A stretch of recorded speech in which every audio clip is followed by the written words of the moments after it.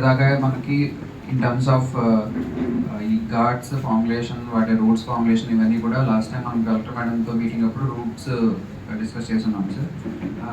దాంతోపాటు ఆ రోజు మేడం ఘాట్ వైజ్ ప్లాన్ తయారు చేయమన్నారు సార్. మనం లాస్ట్ టైం డిస్కషన్ అప్పుడు ఒక గోష్పా క్షేత్రం ఘాట్ వరకు చేస్తున్నాం ఇన్ఫార్మ్ చేసి వాళ్ళ రివ్యూస్ కోసం కూడా అడగడం జరిగింది sir. For example entry exit A side పెట్టాలి అన్నది such point sir. And remaining nearly మేజర్గా అయితే ఈ వాడపల్లి నుంచి స్పెక్ ఘాట్ వరకు 20 ఉన్నాయి సార్ ఘాట్స్ కరెక్ట్.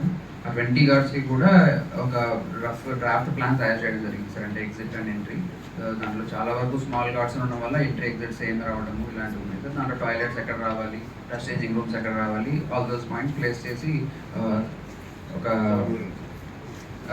కూడా చూడడం జరిగింది sir. A accommodations near by ఉన్నాయి అన్నది కూడా ట్యాగ్ చేసాం సార్, నియరెస్ట్ ఘాట్ ఉన్నది. కాబట్టి మనం ఇప్పుడు హెచ్ఆర్ డేటా తీసుకుంటున్నాం కాబట్టి వన్స్ ఘాట్ వైజ్ కొంచెం తెలిస్తే మోర్ అకామిడేషన్స్ కూడా మనం రేషనలైజ్ చేయడానికి ఉంటుంది సార్. దానిలో సరౌండింగ్ ఒక 5 కూడా చూడమని చెప్పాం సార్. అది అండర్ ప్రాసెస్ సార్. ఆల్రెడీ కొన్ని ఐడెంటిఫై చేశారు.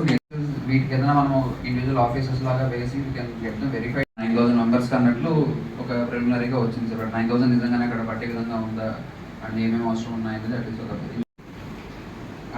అపార్ట్ ఫ్రమ్ ఈ అకామిడేషన్స్ హాస్పిటల్స్ కూడా చూడడం జరిగింది సార్. వాటి సైడ్ చేసే ప్లాన్లో ఇంటిగ్రేట్ అవ్వాల్సి ఉంటుంది సార్. అదొక క్లోజ్ అండ్ ఉంది సార్.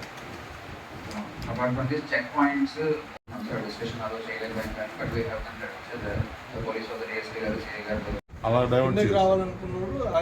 అవును సార్, అలా చేస్తే అలా డైరెక్ట్గా గోపాల్ గురించి వైజాగ్ది మనకి రాదు. ఈవెన్ వాటికి రూట్స్ కూడా సెపరేట్ 2 సెపరేట్ రూట్లు ఉన్నాయి సార్. అంటే టౌన్లోకి రాకుండానే మన దొమ్మిది నుంచే 2 సెపరేట్ రూట్లు ఉన్నాయి సార్. ఆల్రెడీ రూట్ నేను వెళ్ళొచ్చాను సార్. ఫుడ్ ఏమైనా తింటే తింటాడు, కొందరు ఇల్లు మళ్ళీ రిటర్న్ పుష్కర్ డైరెక్ట్ ట్రైన్ వాళ్ళు 1.5 hours 2 hours time.